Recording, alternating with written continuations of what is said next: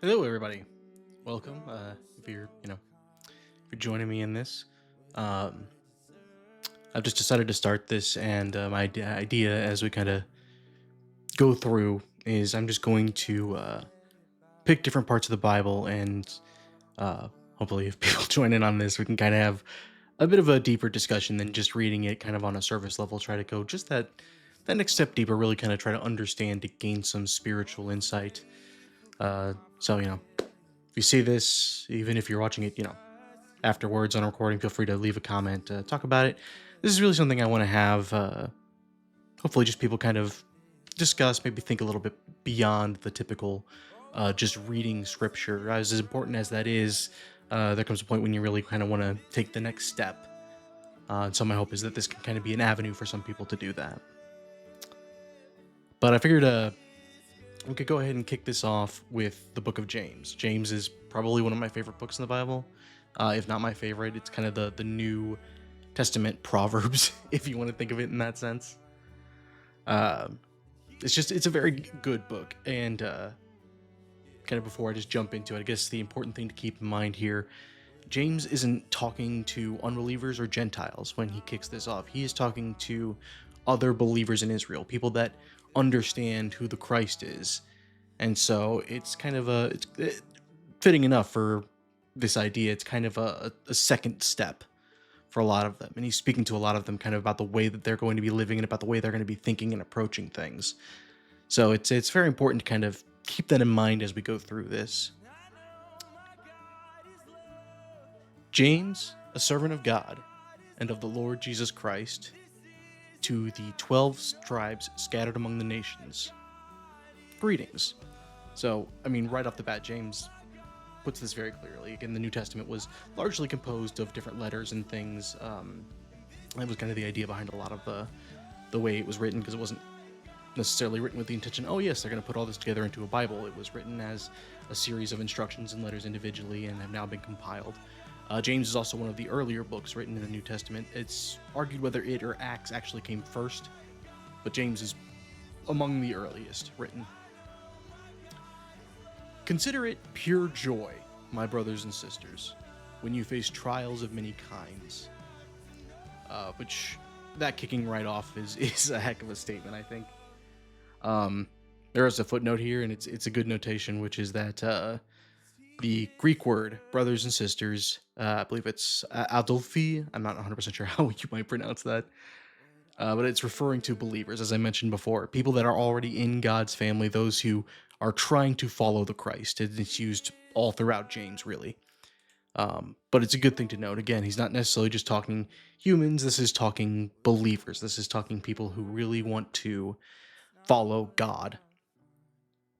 But consider it pure joy when you face trials of many kinds. I mean, that's something that is incredibly difficult to do. When we face trials, we have a tendency to kind of woe is me about everything, because we're viewing it as though Earth is meant to be our home, and it's not. This place that we're in right now, everything we are right now, is just a temporary deployment. And it can have moments of beauty, but ultimately, this isn't our home. And so, when you face difficulties, when you face trials, when you have things that kind of hit you, as a people, we have a tendency to, again, woe is me, how could this happen? God, why would you let this happen? Well, it happens because the earth is a flawed place. And so, whenever these woes befall you, what it really is life, if you want to put it in that way, or more specifically, usually some level of satanic influence is trying to stop you. Sometimes that comes in a very direct form of demon impression. Sometimes it's in a little bit of a more indirect form. But when you struggle with things like, financial woes, or even if it's a daily struggle like the sin of lust, that's something that's not just oh, well, that just happens. I mean, it does, but that's something that you also have to recognize is a trial. It's an attack. It's something that's happening, and you have to deal with it that way, or you're going to fail. It can't really be approached any other way. You can't dance around that and pretend it's anything that it's not. But what James is really getting into here is discussing kind of the benefits that come after a trial. He refers to it kind of like a refining process, something that is, again, mentioned over and over throughout the New Testament, the refining is the sanctification that we strive for.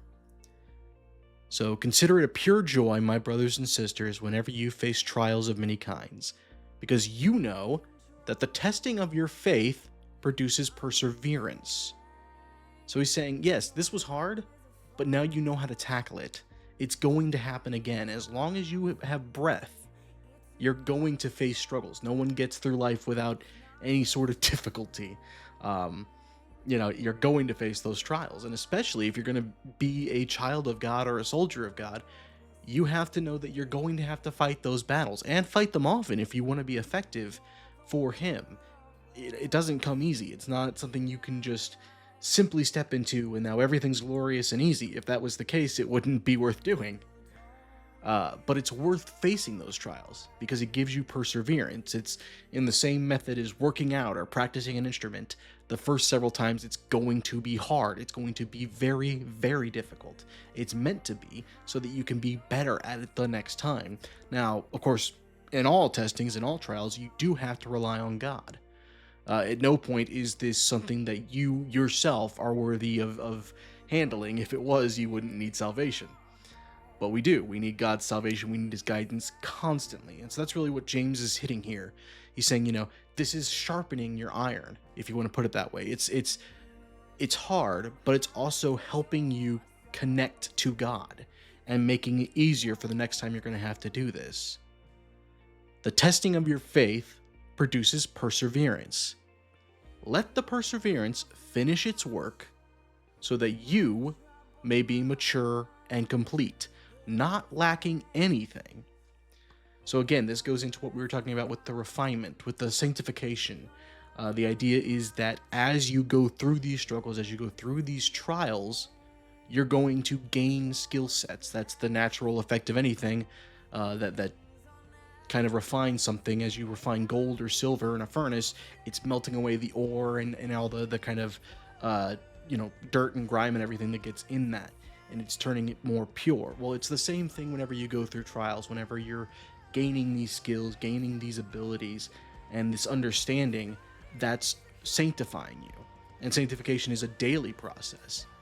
And ideally, though we won't ever get there in our fleshly walk, the idea is that you can achieve this complete, utter maturity where you are with God in as completely as your fleshly form can allow.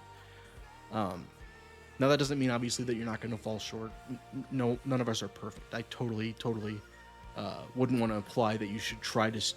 Well, I shouldn't say try to be. You're not going to be perfect. Just the goal is to try, and know that we have grace when we fall short. That's always kind of a tricky discussion. Is it okay to sin? Well, no, it's not okay, but we have grace by God's, by Jesus' sacrifice on the cross. So it's something that's kind of a second thing to keep in mind. That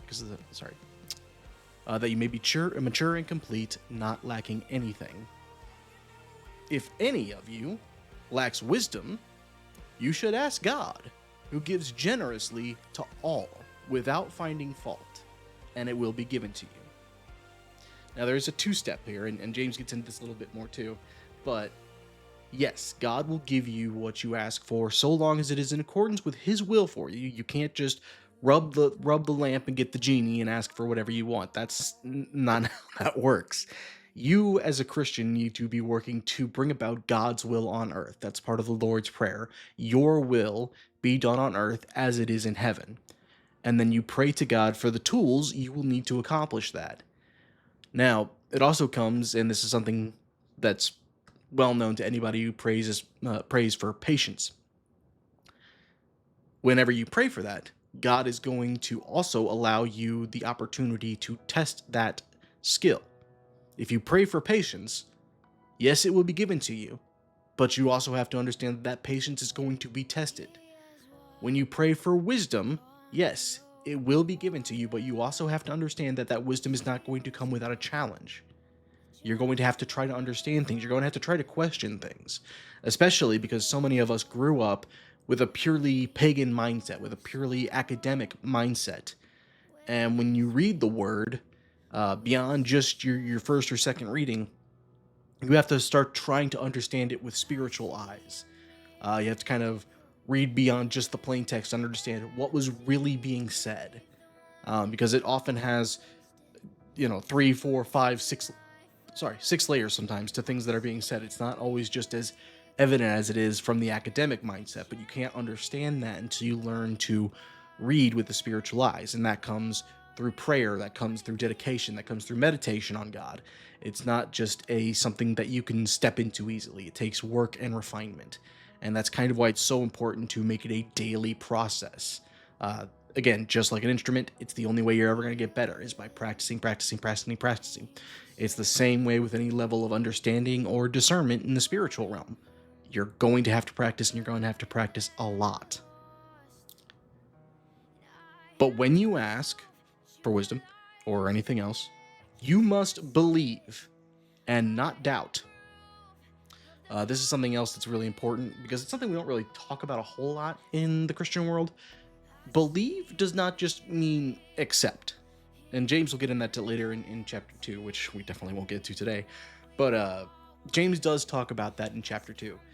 Believe doesn't mean just accept. And it's one of the biggest problems I have when people hold up John 3:16. Yes, that verse is absolutely true, but believe in that doesn't mean I just believe that there's a God.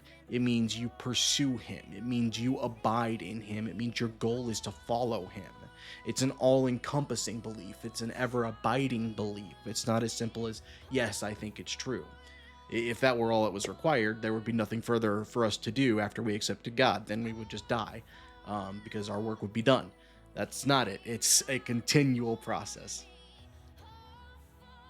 You must believe and not doubt, because one who doubts is like a wave of the sea, blown and tossed by the wind. This really goes kind of further into your prayer life. You can be earnest and you can be completely honest whenever you're praying, but if you then immediately turn and go about your daily life as if you haven't just done that, it's not going to work, because living a godly life is an adjustment of your life. You're abolishing the earthly as much as you're capable of doing and pursuing the godly. So whenever you're praying, that's really what you're praying for, is help me pursue you, help me walk the way you want me to walk, and help me see the way you want me to see. And so you can't then turn around and try to go right back into the world. They can't mesh with one another. Proverbs also talks about that. No man can serve two masters, for he'll love one and hate the other. And it's the same thing. You can't walk with the world and walk with God. They are contrary to each other. That person should not expect to receive anything from the Lord. Such a person is double-minded and unstable in all that they do. And this is where I think a lot of believers kind of find themselves stuck, is on this one foot in both camps fence. And it's a very easy place to get stuck. But the reality of it is if you just stay there, you're going to grow lukewarm. You're going to not really understand what you're supposed to do. If you're going to choose God, you have to really choose him. It can't just be a casual relationship. God has no interest in that. He's looking for your whole heart. And so you really have to decide what you're willing to give him. And at the point where you find that you're no longer able or willing to give something up, that's as far as your relationship is ever going to be able to grow with him. Believers in humble circumstances ought to take pride in their high position.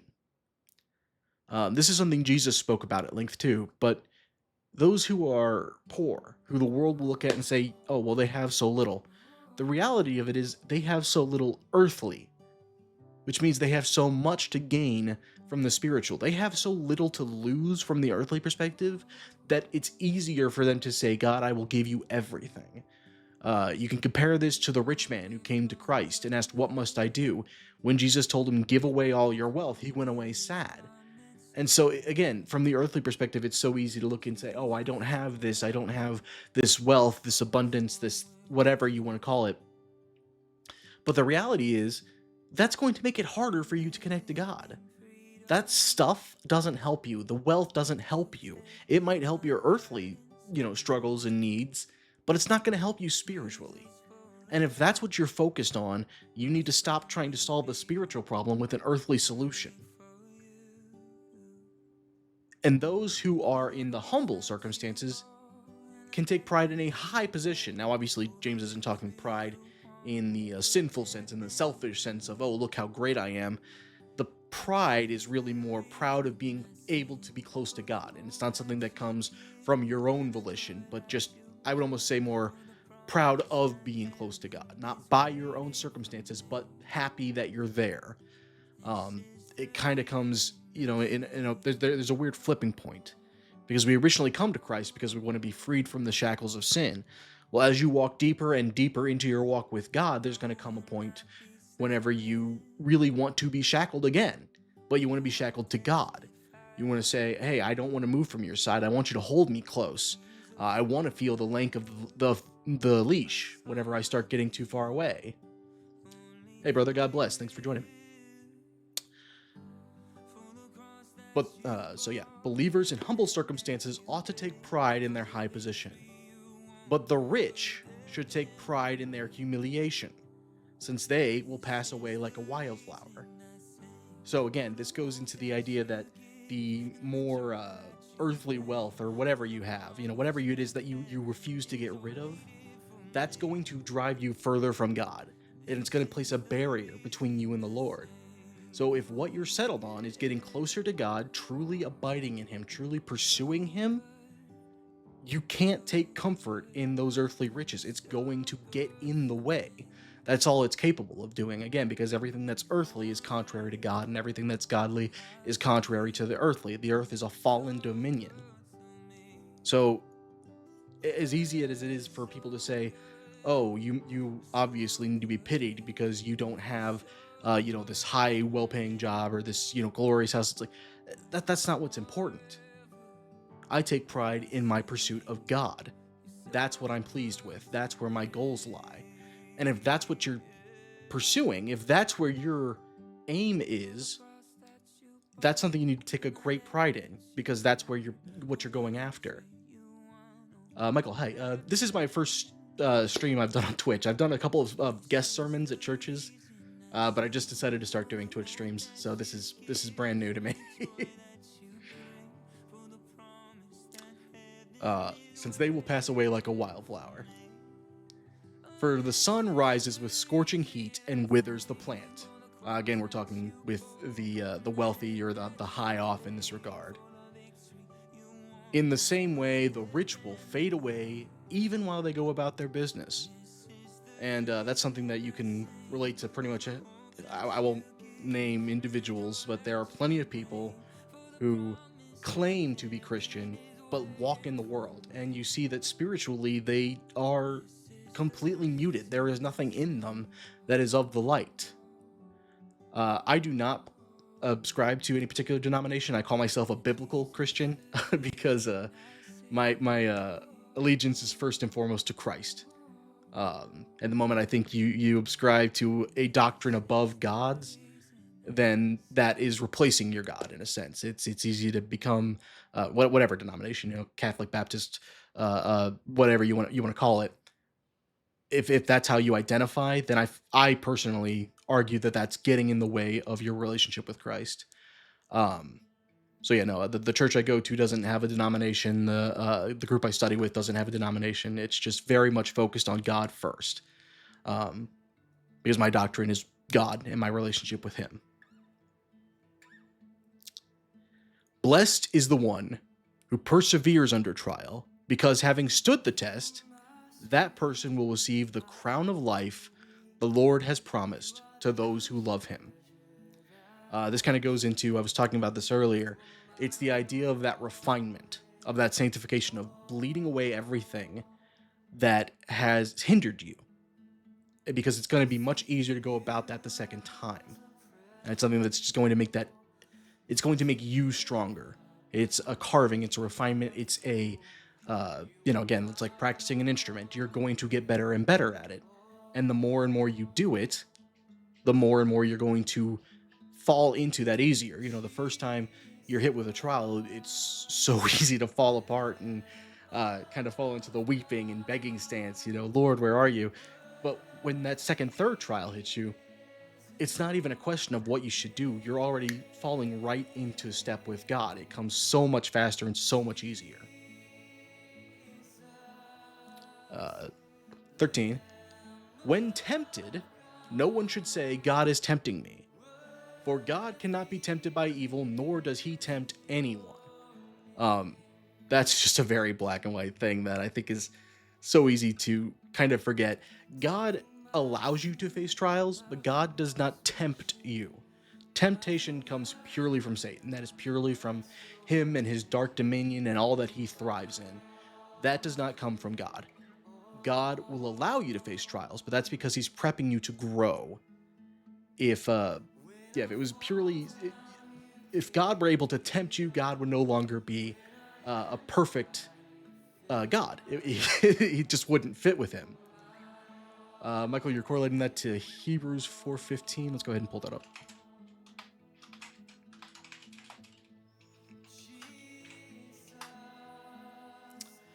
Hebrews 4:15. For we do not have a high priest who is unable to sympathize with our weaknesses, but we have one who has been tempted in every way, just as we are, yet was without sin. Obviously referring to Christ. And yeah, that's absolutely right. The temptation didn't come from Christ. He sympathizes utterly with what we're going through because he was fully God, but also fully man. And so walked as a man, felt the temptation that man felt. And upon his death on the cross, he essentially bore every sin upon his death. And then he bore the sin of all mankind. But if Jesus is God and God cannot be tempted by evil, there's a bit of an issue there, I think. So it's not that God could not give in to an evil temptation, but since Christ was also fully man, Satan tempted him when he went into the wilderness. And then obviously because he was fully man, he had a fully fleshly body, so he did have to deal with things like tiredness, with things like hunger. Yeah, he never wanted to do evil. He never gave into temptation, but as he was still fully man during his walk on earth, he did face temptation. And Satan got a big head about it and thought, oh, well, I can bring this guy down, which, he confidently thought up until the point of the crucifixion. Yes, Michael says that the temptation come externally from the devil to Christ, unlike our temptations, which come internally from the heart.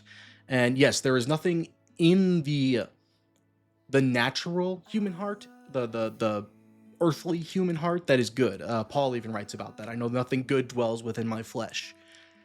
That's part of why it's so, important once we're saved to have a daily dying of the flesh, to have a daily moment where you completely give up what the earthly heart wants and fill yourself with the Spirit and attempt to pursue that. But because we live in an earthly body, it's so easy to have that temptation speak to us. We live in an earthly body, we think with an earthly brain, and so Satan's words come to us so much easier. That's why God's requires so much focus, because it is contrary to earth.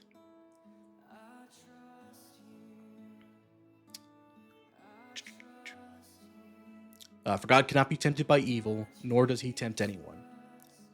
But each person is tempted when they are dragged away by their own evil desire and enticed, much as Michael was saying, from your own heart, by their own evil desire and enticed.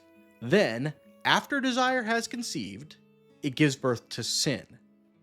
We're going to pause mid-verse there. That's such a central thing to really grasp. You are not going to be able to live a life that doesn't include temptation. As long as you're walking on earth, temptation is going to hit you. Obviously, among men, lust is perhaps the most easy to point to. The earth has lustful things in it, and those things are going to bombard you. You can't stop that. Where you have to stop it is once you feel the desire, once you recognize the desire, you have to jump on it. I mean, really, you have to jump on it before that. You have to go and prepare to fight that. But as you're going about your daily life, whenever the temptation for, it doesn't have to be any kind of sin comes up, that's where you have to immediately understand that and start to cut that off, because the moment you let it go beyond that, you're already fighting a losing battle. That ball has started rolling down the hill insanely fast. Yeah, fire is another good comparison. You have to capture that right away. Once it is an inferno, it's so much more difficult to actually tackle. After the desire has conceived, it gives birth to sin. Mind you, Jesus also said anyone who even looks at a woman with sin has committed adultery in their, or looks at a woman with lust, sorry, has committed adultery in their heart. And James is echoing that here. The moment the desire turns into a conception, you have already lost that fight. You have given into sin. Sin, when it is full grown, gives birth to death. Death, again, obviously being contrary of life. We talk a lot about the black and the white. That's something also echoed in John, is the polarity, if we want to call it that, of the Bible. And sin might be different to every person, not in the sense of there are sins that are obviously universal, but I shouldn't say sins might be different. Things that tempt one person are going to be different from another person, is a better way to put that. Say, for example, if you're an alcoholic, then any place that serves alcohol is going to be a much bigger issue for you versus if you struggle with, say anger or whatever your biggest sin is. It's one of the things, like, just any situation is going to tempt each person differently. Don't be deceived, my dear brothers and sisters. Every good and perfect gift is from above. This comes truest in the form of love, which I believe James also talks about a little bit later. Love, true godly love, is a gift from God. It cannot come from anything that the earth calls love. That's why the modern idea of, oh, well, love is love is such nonsense. Because what they call love is also lust. It's also indulgence. It's many, many different things. But what almost certainly not is not an actual godly love. Yeah, as you pointed out, some people are genetically disposed towards certain sin. Alcoholism, rage issues often can pass genetically from one person to another.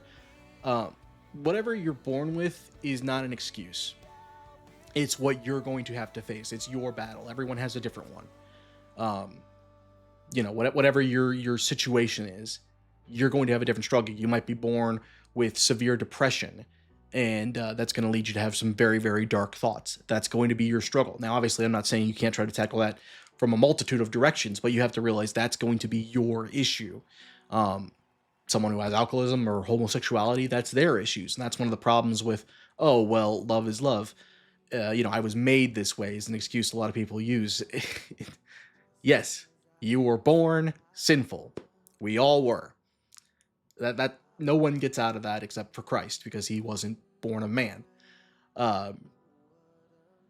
You have to recognize those and grapple those and bring every thought you have under control. Paul talks about that. Every thought you have has to be shackled and controlled and managed. And yeah, it is hard. It's going to be very hard. Whatever your greatest struggle is, it's going to be unique to you, and it's going to be something that's very difficult. If it wasn't difficult, it wouldn't be worth tackling. God is trying to refine you and make you more into his child and his soldier. So you can't just take the easy out and say, oh, well, I was just born with that predisposition, whatever it might be. Every good and perfect gift is from above, coming down from the Father of heavenly lights, who does not change like shifting shadows. That's also something that's so important to note. We have people today, predominantly non-believers, who want to use the excuse of, oh, well, the Bible was written so long ago, how could it apply to our lives today? And the easiest answer is because the Bible is designed to draw you closer to God, to teach you who God is. God does not change.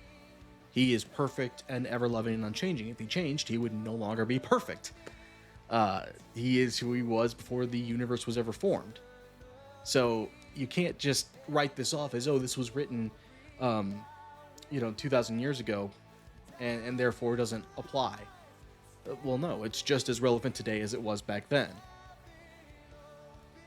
He chose to give us birth through the word of truth, that we might be a kind of first fruits of all he created. When God creates something, he doesn't create it flawed. He creates it with choice. At least in the case of man, he created us with choice. He didn't create man fallen. He created man with the choice, and man fell. He creates us through the word of truth. Everything God creates, he speaks into being because he speaks utterly and completely with truth.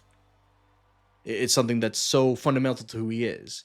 This is the same thing for people that say, well, why would God create a flawed earth? Well, when he created it, it wasn't. He created a beautiful and perfect earth. And then Satan fell to it and utterly destroyed it until it is what it is today. The earth is fallen. It is no longer what God first made. Now, it is a creation of God, much in the same way that man is. But just like man, it's something that has fallen away. And that's why you have, things like natural disasters. It's because the earth is a fallen earth. That's why whenever the time of revelation comes, God will create a new earth. It will be a fresh earth, a one that is not tainted by sin and fallen actions.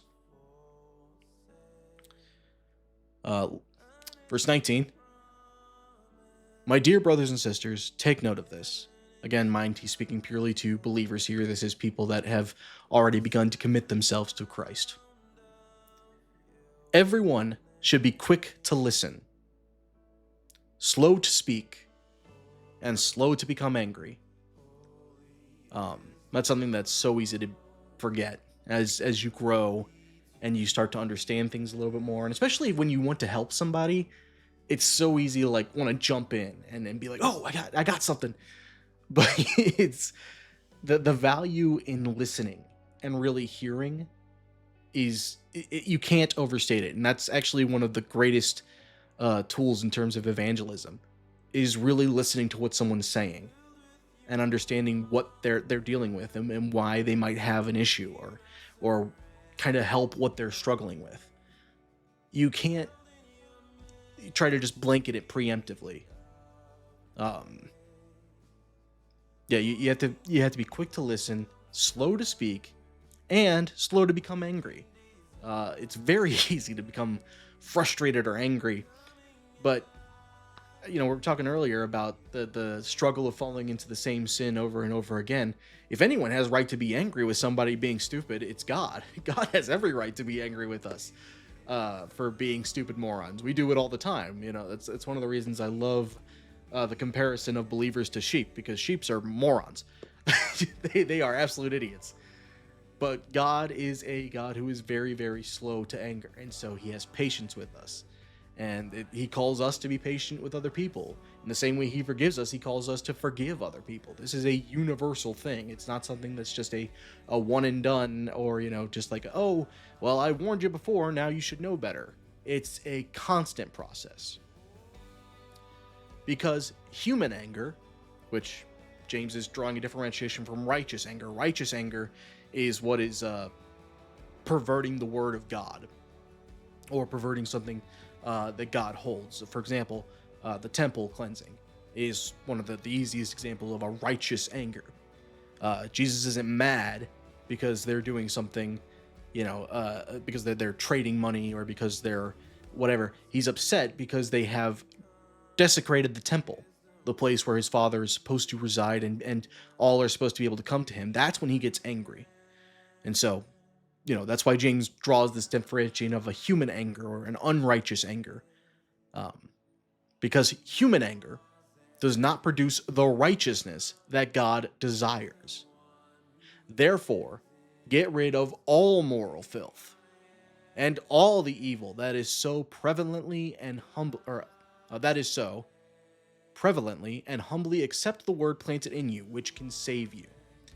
Uh, I mentioned this earlier, and James gets into it here. Anything earthly is going to draw you away from God. You have to tackle that and understand that whatever comfort, whatever ease you have, that can't take root in your heart. God has to be there first and foremost. He has to be that first spot in your life above anything else. He has to be the heading that you pick in life, or you're inevitably going to go astray. Everything else moves. God is the unchanging, the perfect God, the God who is the same today as he was yesterday and as he will be tomorrow. Do not merely listen to the word and so deceive yourselves. And man, if that isn't an easy thing to fall into, well, I read my Bible, therefore I'm good, right? Well, no, you have to really try and read it and try to understand it. You're never going to have a perfect understanding because you're human, you're fleshly, and so you're flawed in that way. But you have to try. I kind of like that joke in I believe it's Pirates of the Caribbean. Whenever one's reading the Bible, he says, "You can't read." He says, "It's the Bible. You get points for trying." Well, that's kind of like it is. It's very much just a case of you have to make your best efforts to pursue Christ, to really follow the word beyond just the black and white, to do what it means instead of just what it says. Anyone who listens to the word but does not do what it says is like someone who looks at his face in a mirror and after looking at himself goes away and immediately forgets what he looks like. We chatted about that a little bit when it came to the idea of praying. If you pray earnestly but then walk right back into the world the moment you leave, James is talking about it here. Yes, you need to read your Bible. You need to be reading it daily. It's very important. But if you read it and then turn around and immediately don't try to apply it, you don't try to alter your life, it's not doing any good for you. You need to be trying to apply what you read, and you be trying to understand it. Again, that's not saying you're not going to fail. You are, but you can't just read it and then think, okay, I'm good for the day. I gave my 5 minutes. I gave my whatever. No, it needs to be a constant pursuit. And immediately forgets what he looks like. But whoever looks intently into the perfect law that gives freedom, speaking on the word of God, God's word is the perfect law that gives freedom, and continues in it, not forgetting what they have heard, but doing it, they will be blessed in what they do. Again, this is because people who pursue God and are trying to do what he says are trying to bring his will on earth. That's their goal. That's the end of the Lord's Prayer there. Your will be done on earth as it is in heaven. So when you're pursuing that, that's what you're trying to do. And God will bless you if you're trying to do that. He will make you far more effective than you could ever be just from an earthly standpoint. I have so much experience with that just in my own testimony. Since coming to God, my efforts to try to help people have been comically more effective than they were before. Those who consider themselves religious and yet do not keep a tight rein on their tongues deceive themselves, for their religion is worthless. I love when James gets into that, because every time somebody asks me about my religion, I'm always like, well, I don't really like that term, because I am a religious person, but my religion serves my spirituality, not the other way around. I'm not religious and therefore spiritual. I am spiritual and therefore I have a religious practice. Your religion in of itself is ultimately just tradition. You can be religious to anything. Religion doesn't necessarily just mean what do you believe in terms of the supernatural. There are people that can be religious to their atheism if they want to be. Religion in and of itself, even if it's a religion of God, doesn't actually benefit you. It has to come dual with that desire for him, that spiritual connection. You can't just go about any sort of practice and therefore say, okay, that's good. it has to be combined with that desire to reach him. Um, it's one thing to say, I want to be closer to God, and therefore I'm going to do XYZ. It's another to say that I've done XYZ, and therefore that gets me closer to God. They sound the same, but they're completely opposite. Religion, in and of itself, does not save you. Otherwise, the Pharisees would have been some of the most holy men on the planet, but they weren't. They were utterly manly men. I don't know, I said that wrong. Utterly fleshly men, I guess we'll say. But they were completely fallen because they didn't have any sort of spirituality. They were all religion, all tradition. And so even when the Son of God himself stood in front of him, even when they acknowledged that some of what he was doing must be from God, they still couldn't see him. So your religion in and of itself doesn't help you. You have to be spiritually pursuing God. Those who consider themselves religious and yet do not keep a tight rein on their tongues deceive themselves, and their religion is worthless. Religion that God our Father accepts as pure and faultless is this: to look after orphans and widow in their distress, and to keep oneself from being polluted by the world. If you're gonna have a religion that you focus on in that way, and this is kind of what I was speaking about earlier when it comes to denominations, you can't have a religious denomination oversee your attempt to connect to God. Because then you're no longer a Christian. You're a whatever you want to insert, insert denomination here, whatever you want to call it. God has to first and foremost be your religion. Your spirituality with him, that's your doctrine.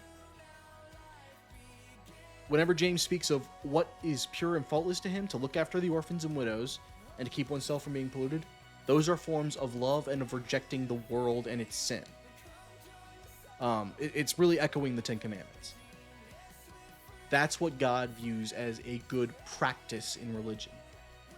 The rest of it doesn't super concern him. It's not about, oh, well, I said 10 worship songs today.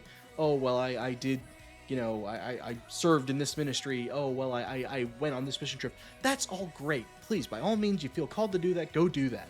But that's not something that's in and of itself getting you closer to God. Pagans are capable of going places and building houses. That doesn't get them closer to God. If God gives you a calling to go do something like that, absolutely. But you have to be trying to get closer to God first and foremost. That has to be the calling. That has to be the goal. That has to be the move. You can't try to religion your way into God. It doesn't work that way. But that'll bring us to the end of James chapter 1. I think that's a decent stopping place. I went for the better part of an hour, which I didn't expect to. So I hope you guys got something out of this, or at least had a good chance to come and relax a little bit. So I'm not sure exactly when we're going to continue, but I love going through the book of James, so I'm sure it won't be too long. Until then, I hope you guys have a blessed rest of your day, and I will see you all later.